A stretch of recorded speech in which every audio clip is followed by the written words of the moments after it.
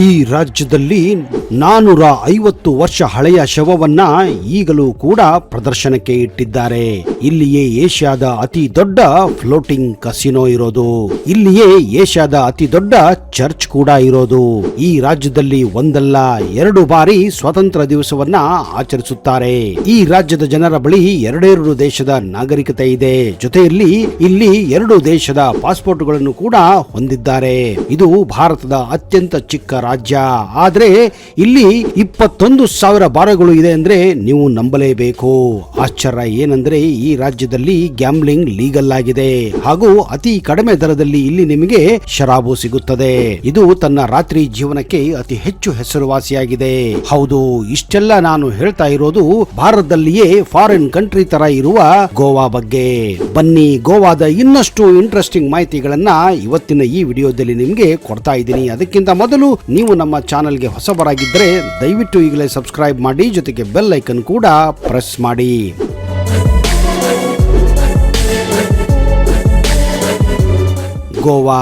ಗೋವಾ ಅಂದ ತಕ್ಷಣ ಚಿಕ್ಕವರಿಂದ ಹಿಡಿದು ದೊಡ್ಡವರ ಕಿವಿ ಕೂಡ ನೆಟ್ಟಗಾಗುತ್ತದೆ.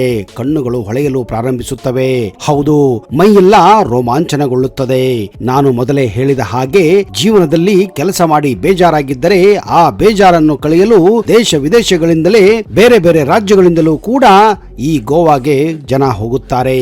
ಇದೇ ಕಾರಣ ಇದನ್ನ ರಜಾ ದಿನಗಳ ರಾಜಧಾನಿ ಎಂದೇ ಕರೆಯುತ್ತಾರೆ. ಇಲ್ಲಿ ಆಡಿದ್ದೇ ಆಟ, ಮಾಡಿದ್ದೇ ಮಜಾ. ಇದೇ ಕಾರಣ ಬರೀ ಸುತ್ತಮುತ್ತಲ ರಾಜ್ಯಗಳಿಂದ ಅಲ್ಲದೆ ದೇಶ ವಿದೇಶದಿಂದಲೂ ಕೂಡ ಜನರು ಇಲ್ಲಿ ತಮ್ಮ ಹಾಲಿಡೇ ಸ್ಪೆಂಡ್ ಮಾಡಲು ಬರುತ್ತಾರೆ. ಇನ್ನು ಹನಿಮೂನ್ಗಂತೂ ಇದು ಹೇಳಿ ಮಾಡಿಸದಂತಹ ಜಾಗ.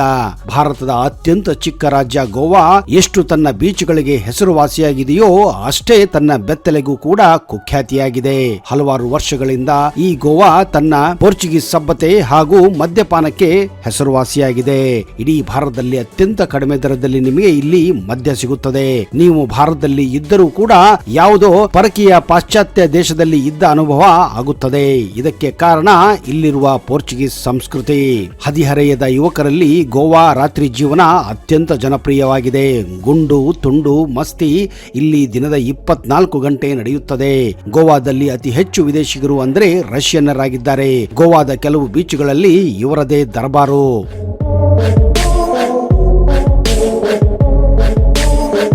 ಕೆಲವೊಂದು ಕಡೆಯಂತೂ ರಷ್ಯನ್ ಮಸಾಜ್ಗಳಿವೆ. ಅವು ಕೂಡ ಗೋವಾದಲ್ಲಿ ಅತ್ಯಂತ ಹೆಸರುವಾಸಿಯಾಗಿವೆ. ಆದ್ರೆ ಹೋಗುವ ಮೊದಲು ಸ್ವಲ್ಪ ಹುಷಾರಾಗಿ ಹೋಗಿ, ಯಾಕಂದ್ರೆ ಇಲ್ಲಿ ರಷ್ಯನ್ ಮಾಫಿಯಾ ತುಂಬಾ ನಡೆಯುತ್ತದೆ. ಗೋವಾದಲ್ಲಿ ಐಷಾರಾಮಿತನ್ನ ನೀವು ಇಷ್ಟಪಡುವರಾಗಿದ್ರೆ ಕ್ರೂಸ್ಗಳನ್ನ ಬಳಸಬಹುದು, ಪ್ರಯಾಣಿಸಬಹುದು. ಅದ್ಭುತವಾದ ಕಡಲ ತೀರಗಳು, ತಡೆರಹಿತ ನೈಟ್ ಲೈಫ್, ಸಖತ್ ಎಂಜಾಯ್ ಮಾಡಬಹುದು.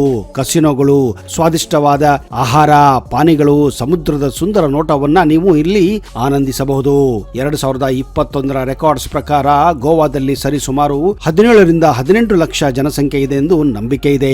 ಆದ್ರೆ ವರ್ಷಕ್ಕೆ ಇದರ ದುಪ್ಪಟ್ಟಿಗಿಂತಲೂ ಜನ ಹೊರ ದೇಶದಿಂದ, ಹೊರ ರಾಜ್ಯಗಳಿಂದ ಈ ಚಿಕ್ಕ ರಾಜ್ಯಕ್ಕೆ ಭೇಟಿ ಕೊಡುತ್ತಾರೆ. ನಿಮಗೆಲ್ಲ ಗೊತ್ತಿರುವ ಹಾಗೆ ಭಾರತ 200 ವರ್ಷಗಳ ಕಾಲ ಬ್ರಿಟಿಷ್ ಆಳ್ವಿಕೆಯಲ್ಲಿತ್ತು. ಆದ್ರೆ ಗೋವಾ ಮಾತ್ರ 450 ವರ್ಷಗಳ ಕಾಲ ಪೋರ್ಚುಗೀಸರ ಆಳ್ವಿಕೆಯಲ್ಲಿತ್ತು.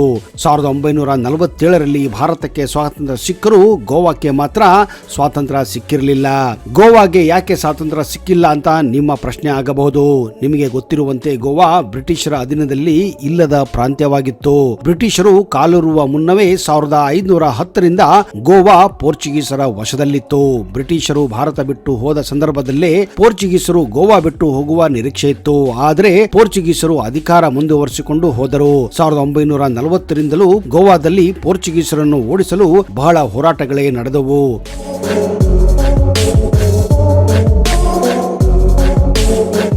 ಭಾರತ ಸ್ವಾತಂತ್ರ್ಯ ಪಡೆದ ಬಳಿಕ ಸರ್ದಾರ್ ವಲ್ಲಭಾಯ್ ಪಟೇಲ್ ಪೋರ್ಚುಗೀಸ್ ಜೊತೆ ಹಲವಾರು ಸಂಧಾನ ಸಭೆಗಳನ್ನ ನಡೆಸಿದರು.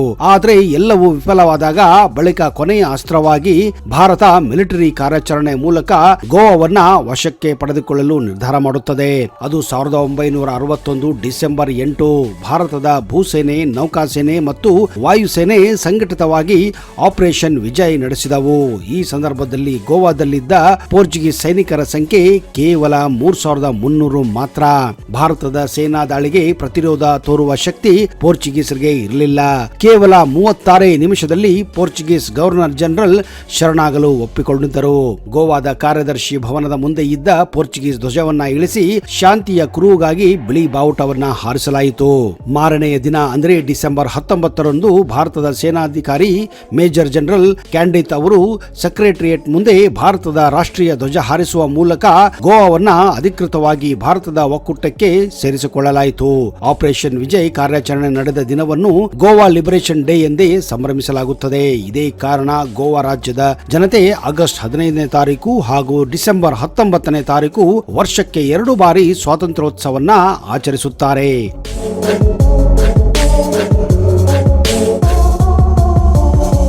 ಪೋರ್ಚುಗೀಸ್ ಭಾರತಕ್ಕೆ ಬಂದಾಗ ತಮ್ಮ ಕುಟುಂಬದ ಜೊತೆ ಬಂದಿರಲಿಲ್ಲ.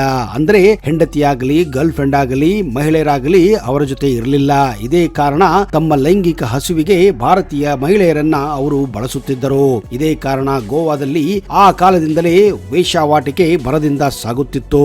ಅದರಲ್ಲೂ ವಾಸ್ಕೋ ಹತ್ತಿರ ಇದ್ದಂತಹ ಬೈನಾ ಬೀಚ್ ಇದಕ್ಕೆ ಹೆಸರುವಾಸಿಯಾಗಿತ್ತು. ಪೋರ್ಚುಗೀಸರು ಹೋದ ಮೇಲೂ ಕೂಡ 80ರಿಂದ 90ರ ದಶಕದವರೆಗೂ ಬೈನಾ ಬೀಚ್ ತನ್ನ ರಾತ್ರಿ ಜೀವನಕ್ಕೆ ಹೆಸರುವಾಸಿಯಾಗಿತ್ತು.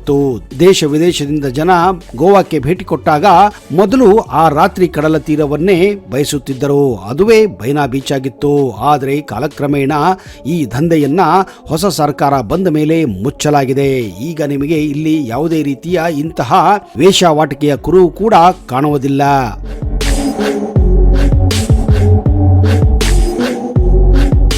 ಗೋವಾ ತನ್ನ ಆರ್ಥಿಕತೆಯನ್ನು ಹೆಚ್ಚಾಗಿ ಪ್ರವಾಸಿಗರ ಮೇಲೆ ಅವಲಂಬವಾಗಿದೆ. ಜೊತೆಗೆ ಗೋವಾದ ಆರ್ಥಿಕತೆ ಹೆಚ್ಚಾಗಿ ಅವಲಂಬನೆ ಇರುವುದು ಇಲ್ಲಿನ ಮದ್ಯಪಾನಕ್ಕೆ. ಇಡೀ ದೇಶದಲ್ಲಿ ಅತಿ ಕಡಿಮೆ ದರದಲ್ಲಿ ಇಲ್ಲಿ ಮದ್ಯಪಾನ ಸರಬರಾಜಾಗುತ್ತದೆ. ಇದೇ ಕಾರಣ ಲಕ್ಷಾಂತರ ಮದ್ಯಪ್ರಿಯರು ಪ್ರತಿ ವರ್ಷ ಒಮ್ಮೆಯಾದರೂ ಗೋವಾಗೆ ಭೇಟಿ ಕೊಡಲು ಇಷ್ಟಪಡುತ್ತಾರೆ.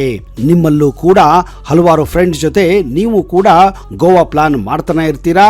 ಕೆಲವೊಂದು ಸಕ್ಸಸ್ ಆಗುತ್ತೆ, ಕೆಲವೊಂದು ಸಕ್ಸಸ್ ಆಗೋದಿಲ್ಲ.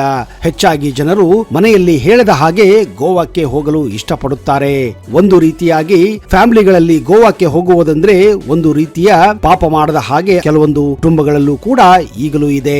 ಗೋವಾದಲ್ಲಿ ಹೆಚ್ಚಾಗಿ ಕೊಂಕಣಿ ಭಾಷೆಯನ್ನ ಮಾತನಾಡುತ್ತಾರೆ. ಜೊತೆಗೆ ಮರಾಠಿ, ಕನ್ನಡ ಕೂಡ ಇಲ್ಲಿ ಹೆಚ್ಚಾಗಿ ಮಾತನಾಡುತ್ತಾರೆ. ಇದಕ್ಕೆ ಕಾರಣ ಕರ್ನಾಟಕ ಮತ್ತು ಮಹಾರಾಷ್ಟ್ರದಿಂದ ಕೆಲಸವನ್ನು ಹುಡುಕಿಕೊಂಡು ಗೋವಾಕ್ಕೆ ಹೋದ ಜನ ತುಂಬಾ ಇದ್ದಾರೆ. ಬೀಚ್ಗಳ ಮೇಲೆ ಹೋದ್ರಂತೂ ನಿಮಗೆ ಮಸಾಜ್ ಹಾಗೂ ಟ್ಯಾಟೋ ಹಾಕುವವರು ಹೆಚ್ಚಾಗಿ ನಿಮಗೆ ಉತ್ತರ ಕರ್ನಾಟಕದವರೇ ಸಿಗುತ್ತಾರೆ. ಗೋವಾದ ಇತಿಹಾಸ ಪ್ರಾಚೀನವಾಗಿದ್ದು ಹಲವು ಪುರಾಣಗಳಲ್ಲೂ ಶಾಸನಗಳಲ್ಲೂ ಗೋವಾದ ಉಲ್ಲೇಖಗಳಿವೆ. ಪರಶುರಾಮ ಮಿಥಿಲೆಯಿಂದ ಬ್ರಾಹ್ಮಣ ಕುಟುಂಬವನ್ನ ಕರೆತಂದು ಇಲ್ಲಿ ನೆಲೆಗೊಳಿಸಿದ್ದರೆಂದು ಪ್ರತೀತಿ ಇದೆ.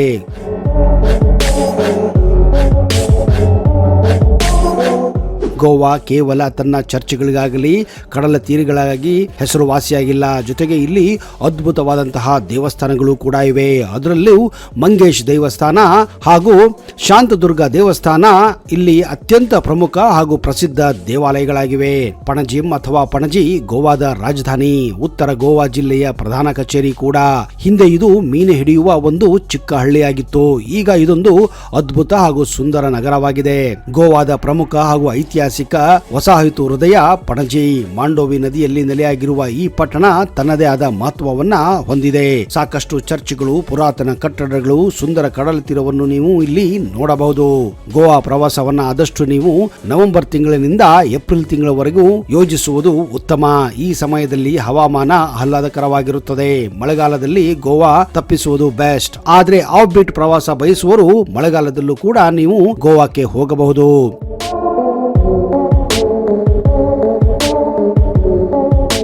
ಹಾಗಾದ್ರೆ ತಡ ಯಾಕೆ ಸ್ನೇಹಿತರೆ? ಟೈಮ್ ಸಿಕ್ಕಾಗ ನಿಮ್ಮ ಬೇಜಾರನ್ನು ಕಳೆಯಲು ಗೋವಾನ ಯಾವತ್ತಾದ್ರೂ ನೀವು ಪ್ಲಾನ್ ಮಾಡಬಹುದು. ಒಂದು ವೇಳೆ ನಿಮಗೆ ಈ ವಿಡಿಯೋ ಇಷ್ಟ ಆದಲ್ಲಿ ಈಗಲೇ ಇದನ್ನ ಲೈಕ್ ಮಾಡಿ ಹಾಗೂ ನಿಮ್ಮೆಲ್ಲ ಸ್ನೇಹಿತರ ಜೊತೆ ವಾಟ್ಸ್ಆಪ್ ಹಾಗೂ ಇನ್ಸ್ಟಾಗ್ರಾಮ್ ಮತ್ತು ಫೇಸ್ಬುಕ್ ಮೂಲಕ ಶೇರ್ ಮಾಡಿ. ಇಂತಹದೇ ವಿಡಿಯೋಗಳಿಗಾಗಿ ಈ ಚಾನೆಲ್ ಅನ್ನು ಸಬ್ಸ್ಕ್ರೈಬ್ ಮಾಡಿ ಹಾಗೂ ಒಳ್ಳೆಯ ವಿಡಿಯೋಗಳಿಗಾಗಿ ನಿರೀಕ್ಷಿಸಿ ಹಾಗೂ ವೀಕ್ಷಿಸಿ.